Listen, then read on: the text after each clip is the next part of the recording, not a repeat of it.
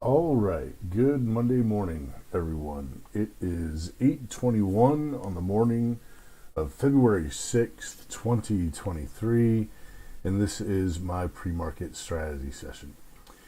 And so, after a few good runs here on the Qs, it's time for a pullback. Why not?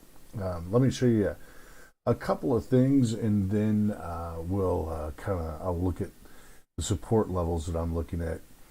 I don't think this bear market rally is done yet. I think there's further to go. Let's just get into it. So let's say starting on the 6th of January and then ending on the 18th of January, there's this nice 9.35% run, and then we had a pullback. I think it was about 3% right here, this pullback. And then after a little pullback, we had another nice run here, 8.18% run here from, that's January 20th to the January 27th. Pretty nice. Then we had a little pullback, a couple days of pullback right here. And then this most recent run here, I think it was right at 8%, something like that. Let's see. Yeah, 8.09%. Not bad, pretty decent runs there. Where are we now? Well, if you look kind of generally speaking, let me get out of all this, let me get all this stuff out of the way. We did start to go just a tad bit parabolic here. You can see right here, kind of zoop, made a pretty parabolic, a little bit of a blow off move there at the end in the last couple of days. Let's see, in Thursday and Friday of last week, gapped up and went a little bit higher, and then we're failing.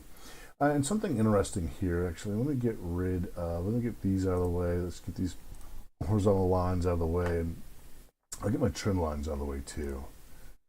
And let me delete this. Oop. Let's try that again. All right. And so I have two Fibonacci's on this chart right now.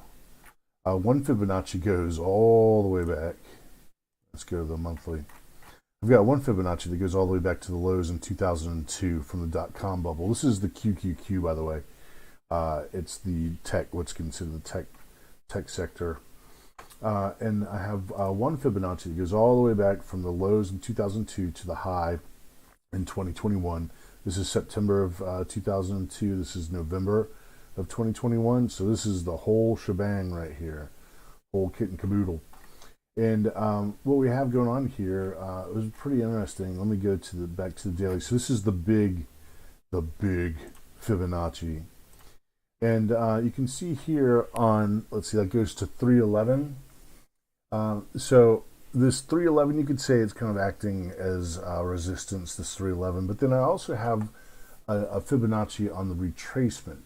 So the retracement, this is the Fibonacci from the high in November to this recent low of this retracement move, right? And both Fibonacci's, so this Fibonacci is at 313, and the big Fibonacci is at 311, has 311. So, either way you want to look at it, I chose to use on Thursday. I chose to use the 313 as resistance, as upper level resistance, just because it was higher, just because it was the bigger number. So then the next day, let's see here, on the on the big retracement the next day. So on the retracement, it hit the 313 level, and on the big Fibonacci, 311 is the level of resistance.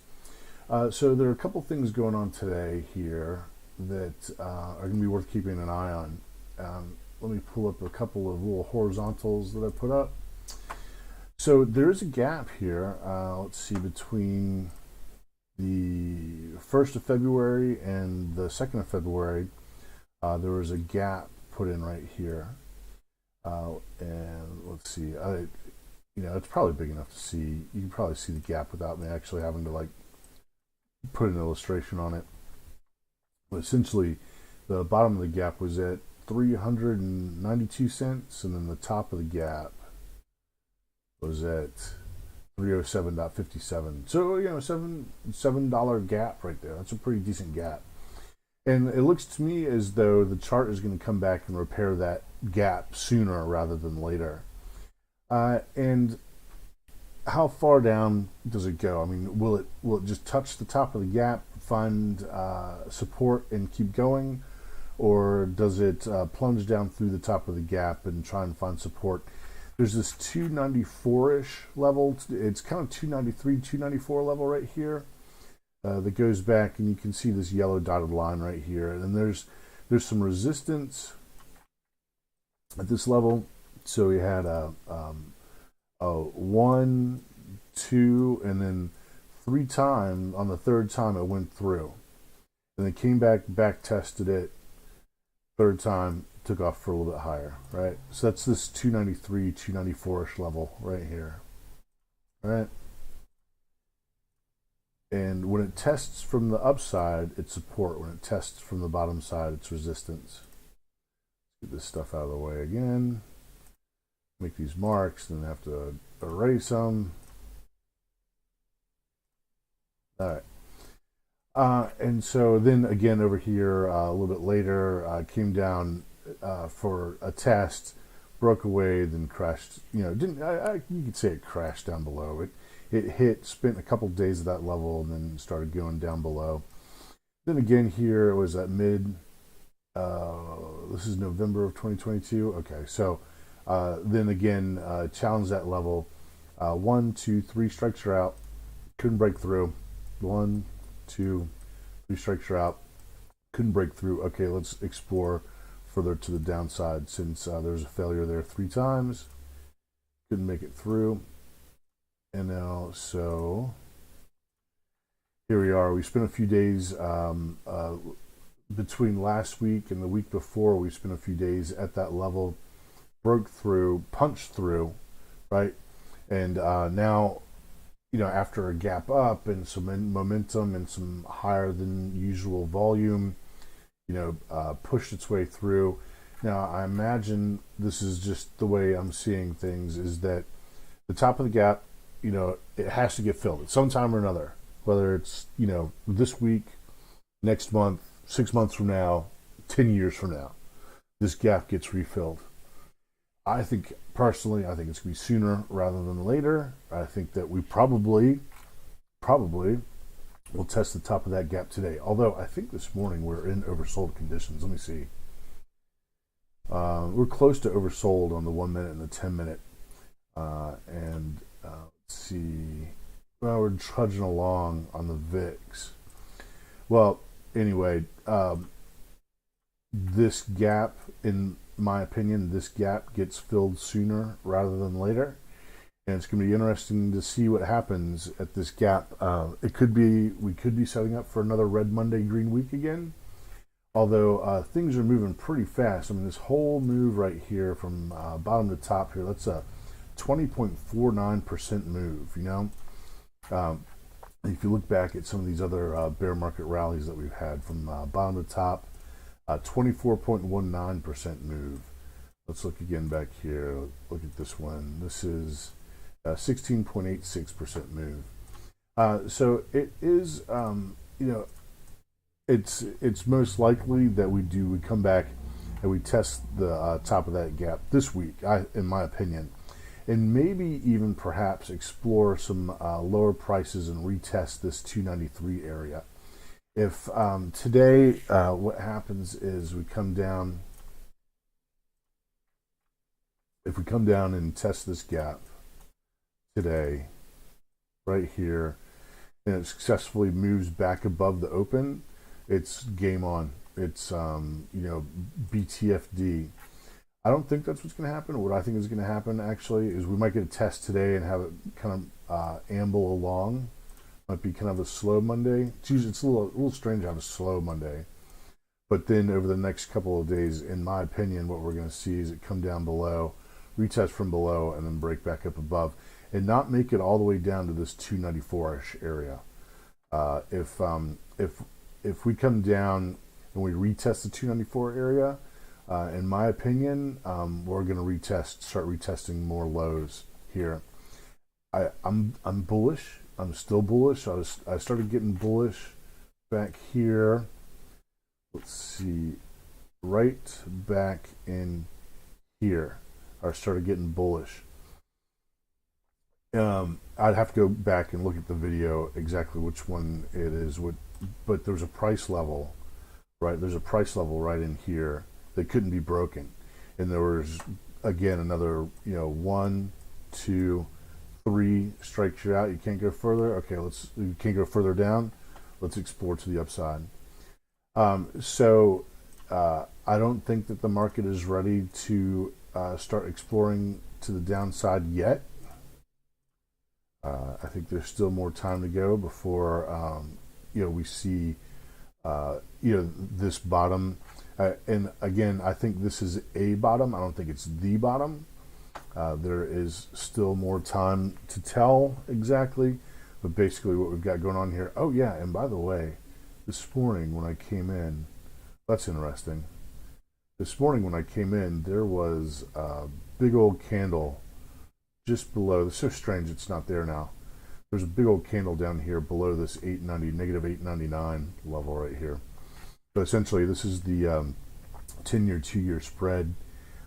And this is the one that Wall Street, everybody watches. There are a couple others that people keep an eye on too. But for the most part, vast majority of the rest of Wall Street watches the 10-2. And it's inverted, and it's been inverted. And we're going on, this is month number 8 of an inversion. And historically speaking, the inversion will last anywhere between 12 and 18 months.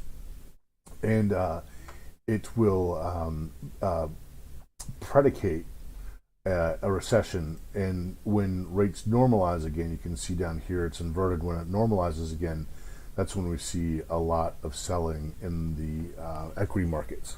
So there's something out there in front of us right now. There are a lot of people who are like the soft landing, da da da da da. I don't know. I'm just going with the chart that's in front of me. I wish I had taken a screenshot this morning of this level being down below 899, but when I turned on my computer this morning, I think it was about 6 o'clock in the morning, there was a big old red bar right down in here below the 899 level. I don't know why it went anywhere, but it did. There's something out in front of us, and so I'm saying this. That's why I'm saying this is a bottom, not the bottom.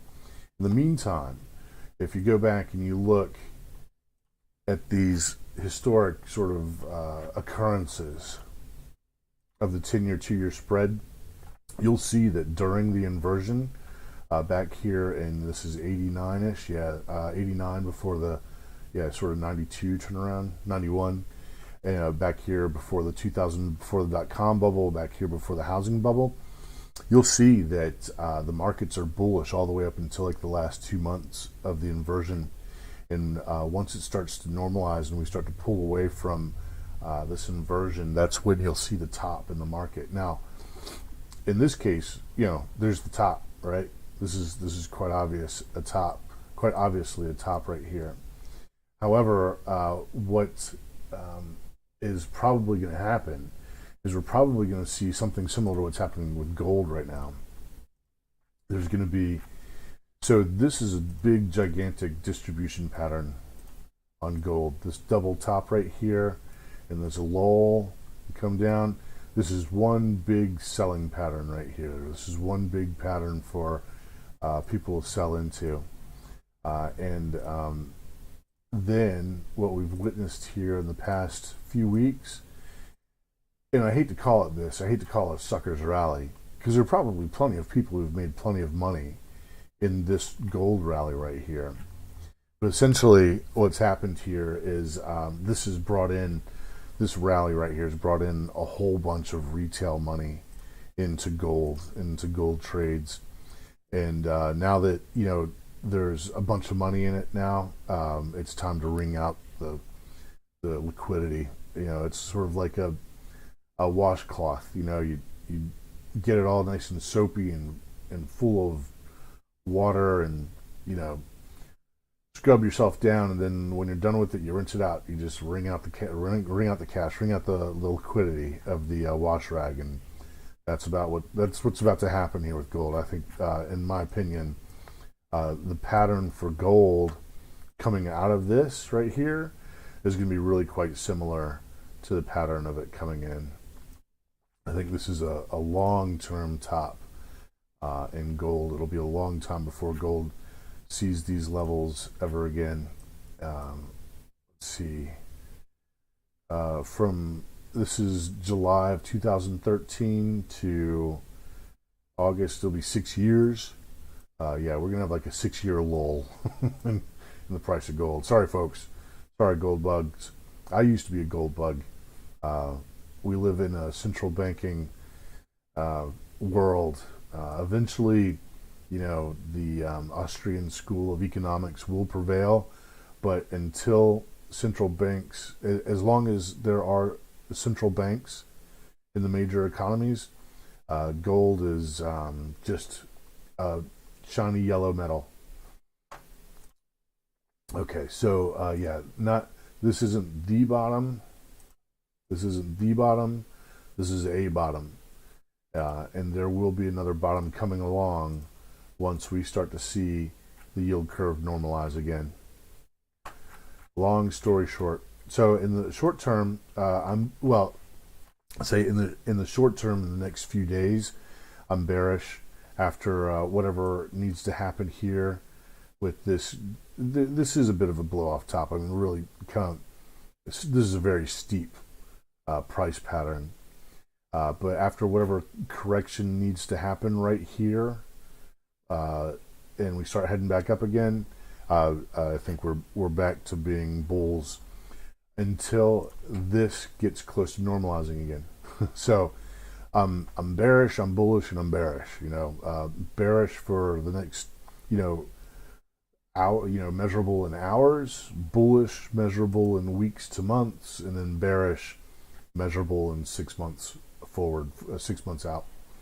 So I just trade the chart that's in front of you, and have your bias and recognize whether you're contrarian, whether you're trading contrarian to your bias, or whether you're trading congruent to your bias. Sounds kind of strange, but to be a good trader, you've got to kind of defy your feelings. You have to defy your feelings. That's how you become a good trader, really, is to be like, okay, my feelings are like farts. I have a feeling, kind of experience it, and then it fizzles away. It's kind of like a fart. You have a fart, well, you smell it, and then it goes away. Not the greatest analogy, but it works. So yeah, that's what is going on. I think the possibility of red Monday, green week, I don't think it's going to be quite like that, like it was last week. Last week was definitely a red Monday, green week setup. This week, I don't know. It could be a red week. It could be a break-even week. It's hard to say at this point. Definitely want to see what happens with price support. Personally, I think we find price support somewhere below this 301 level, roughly. So this week, this is my personal opinion, we find some support down here in this area, somewhere around midway of this green candle right here, and then start curling back up again. To break out. I don't know if that all happens in 1 week or not, though. So we might find support this week down here, and then the next couple weeks it starts to drift a little bit more of a 45-degree angle or 30-degree angle rather than this sort of, that's not 90, but it's like a 75-degree angle. That's a really steep angle. And the end goal is to break it at least past this at 333.